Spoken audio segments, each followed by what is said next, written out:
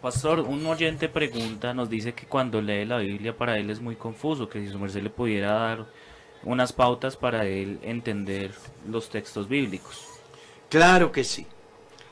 Lo primero que debemos de tener en cuenta cuando vamos a leer la Biblia es, en nuestras palabras, decirle a Dios que me ilumine para que cuando yo lea el pasaje, la iluminación del Espíritu Santo en mí haga posible que yo entienda el mensaje que Dios tiene para mí en las Sagradas Escrituras.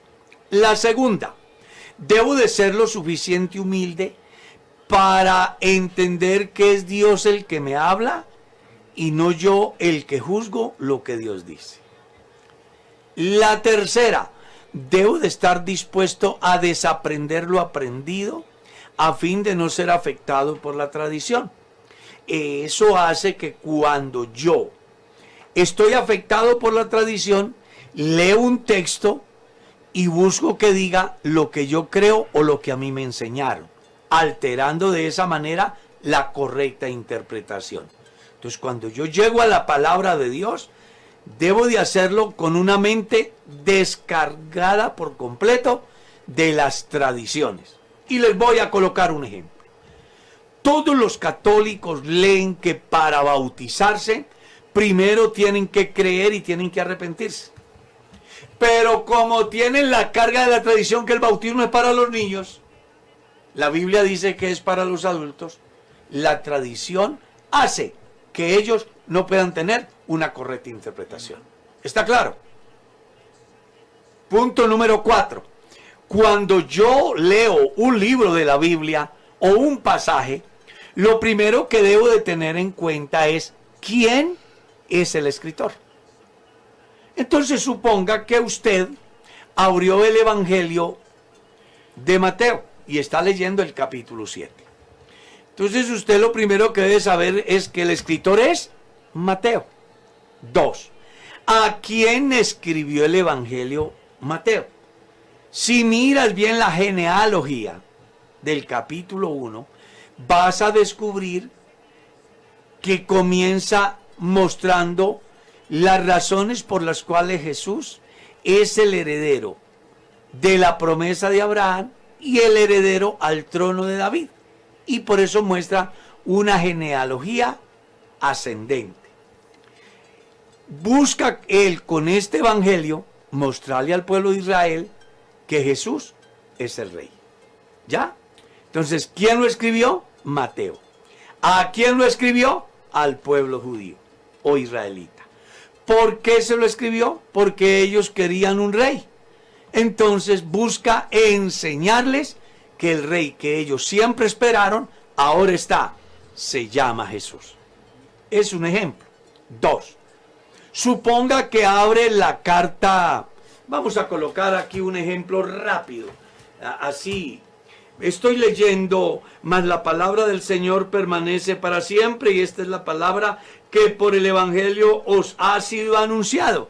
Entonces yo leo ese texto, y si no tengo conocimiento de cómo entenderlo, entonces puedo tener confusiones, errores de interpretación, cuando lo que Dios quiere es que usted comprenda lo que está escrito. Entonces usted debe mirar en la parte superior de la página y encuentra primera carta del apóstol Pedro.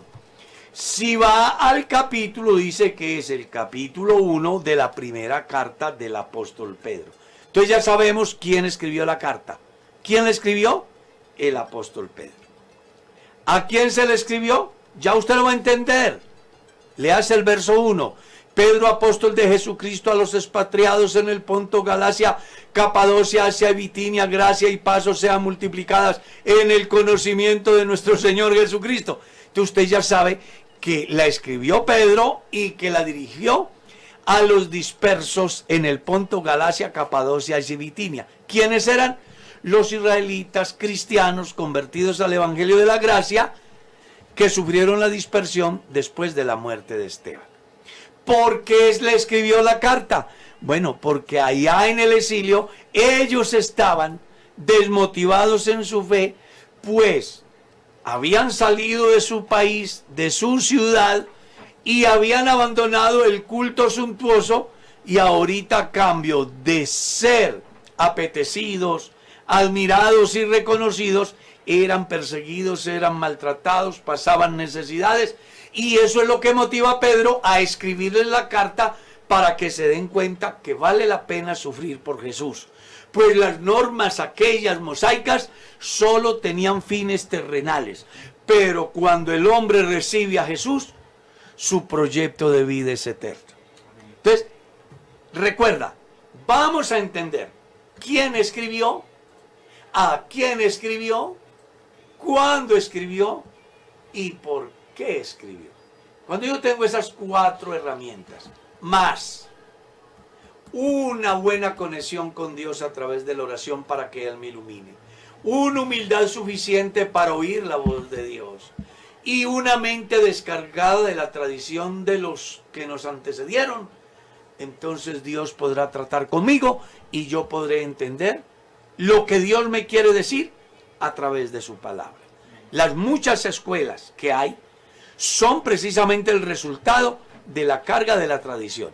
Que Dios dice de una manera, pero como la tradición dice de otra, entonces dejan la verdad de la Escritura por creer a la tradición, que fue lo que le pasó al pueblo de Israel, según San Marcos capítulo 7, del verso 6 en adelante.